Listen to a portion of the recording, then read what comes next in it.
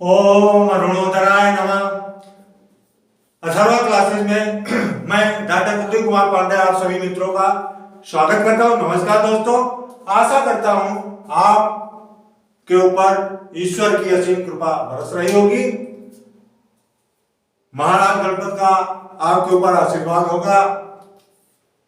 आप अपने लक्ष्य के प्रति जागरूक रहेंगे और तैयारी में संलग्न रहते हुए अपने पठन पाठन के प्रति रुचि रखते हुए अपने पथ की ओर आगे बढ़े। इसी कामना के साथ आज जिस टॉपिक पर चर्चा करने जा रहा हूं प्राचीन भारतीय इतिहास के अंतर्गत है। कल हमने देखा जिस टॉपिक पर चर्चा हुई थी आश्रम व्यवस्था पुरुषार्थ के ऊपर। आज ऋण, 3 प्रकार के ऋण और पंच महाभूत यज्ञ हैं जो समाज में रहकर मानव को अत्यधिक आवश्यक है। इन ऋणों और यज्ञों की तभी गृहस्थ आश्रम में रहते हुए इनका पालन करते हुए व्यक्ति अपने मोक्ष के प्रति अग्रसर होता है। आइए प्रारंभ करते हैं आज की चर्चा। गृहस्थ आश्रम को सभी आश्रमों में श्रेष्ठ माना गया है। गृहस्थ आश्रम जो है सभी आश्रमों में श्रेष्ठ माना गया है। इसी आश्रम में पंच महायज्ञ त्रिवर्ग अर्थात त्रिवर्ग में आते धर्म अर्थ काम वह त्रिऋण से निवृत्त होना अत्यंत आवश्यक है। गृहस्थ आश्रम के व्यक्ति को त्रिऋण कौन कौन से हैं? प्राचीन भारतीय विचारधारा में यह मान्यता थी कि मनुष्य इस संसार में 3 ऋण लेकर उत्पन्न हुआ है। वह गृहस्थ आश्रम में रहकर ही तीनों ऋणों से मुक्ति प्राप्त करता था। इनका विधान विभिन्न धर्म ग्रंथों में किया गया है। ये 3 ऋण है, देव ऋण, ऋषि ऋण और पितृ ऋण। पहला है देव ऋण। देव ऋण है धार्मिक अनुष्ठान एवं यज्ञ आदि कर व्यक्ति इस ऋण से मुक्त होता था। क्या? धार्मिक अनुष्ठान एवं यज्ञ आदि करके व्यक्ति इस ऋण से मुक्ति होकर प्राप्त था। ऐसी मान्यता थी देव ऋण के प्रति कि व्यक्ति के जन्म के समय उसके ऊपर देवी देवताओं की महती अर्थात अपार कृपा रहती है। अतः उसका कर्तव्य है कि वह देवताओं के प्रति कृतज्ञता ज्ञापित करे। इससे मुक्ति तभी संभव थी जब वह मनुष्य यथाशक्ति यज्ञों का अनुष्ठान करे। इसके बाद आता है आपका ऋषि ऋण। ऋषि ऋण का में वैदिक ग्रंथों का अध्ययन करना ऋषि ऋण के अंतर्गत आता है। अध्ययन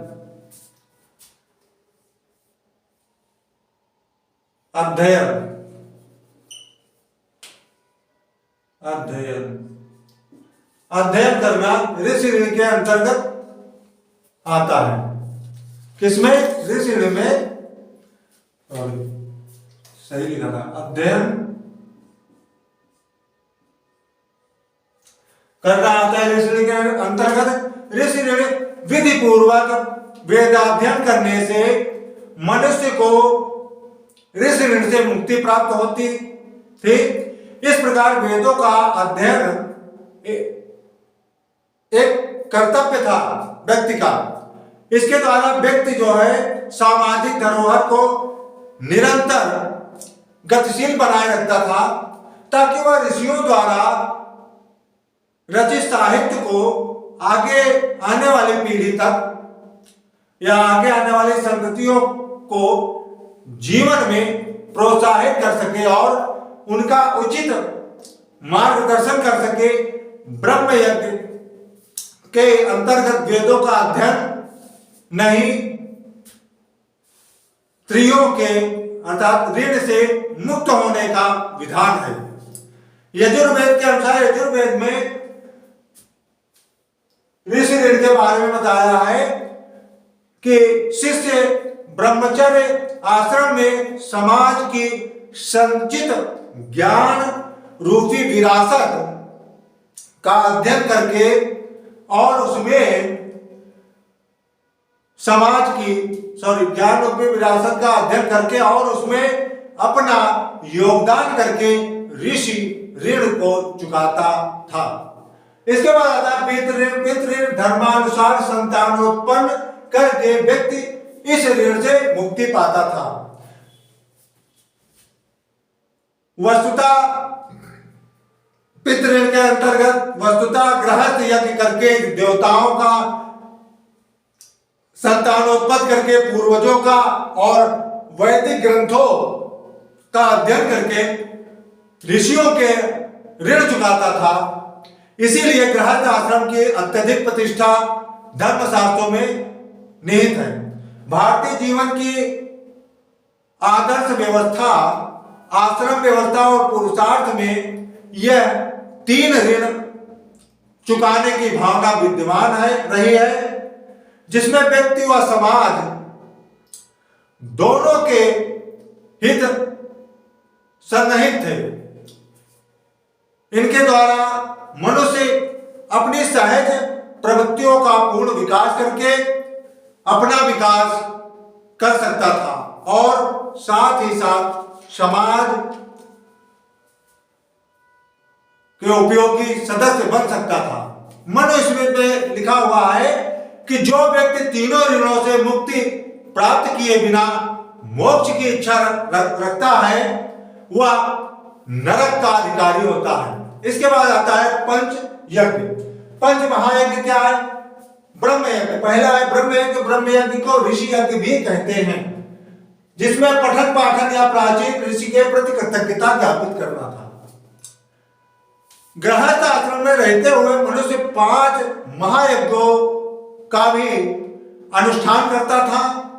यह यज्ञ लौकिक तथा पारलौकिक सुख एवं शांति के लिए आवश्यक माने गए थे, जिसमें पहला है ब्रह्म यज्ञ।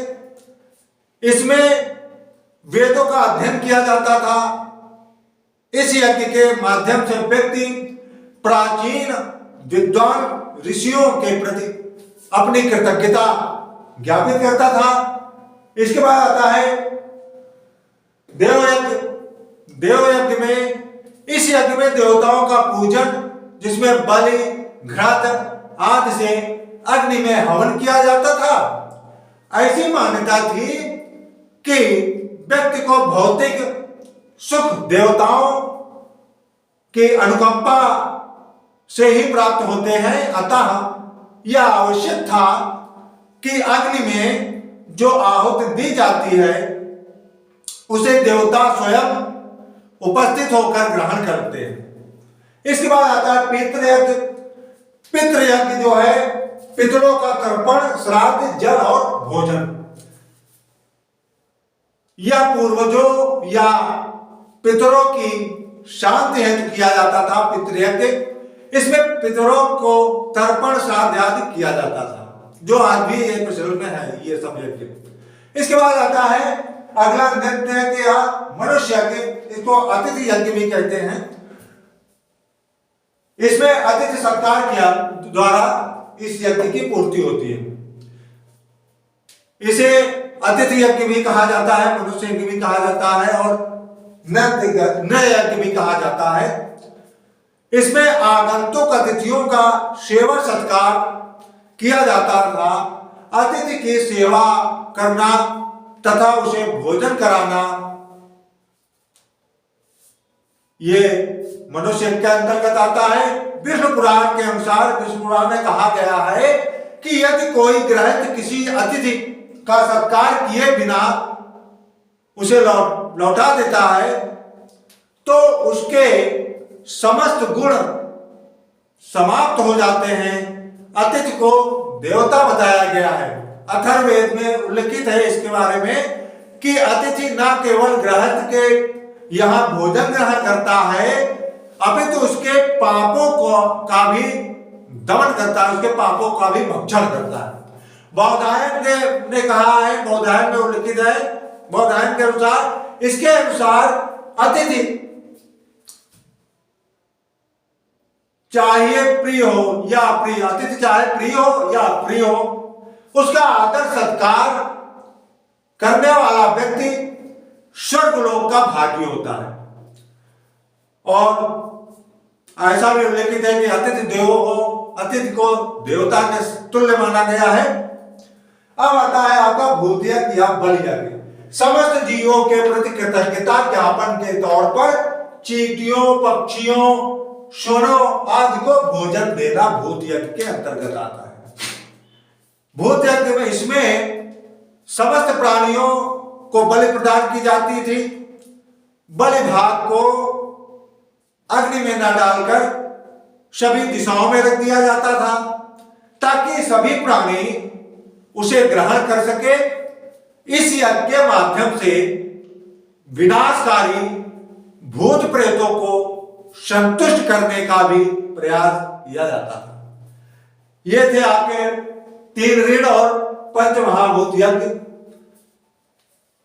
अब इसके बाद नेक्स्ट टॉपिक की चर्चा नेक्स्ट दिन करेंगे। धन्यवाद दोस्तों, नमस्कार। फिर मिलेंगे नेक्स्ट वीडियो के साथ। नमस्कार दोस्तों।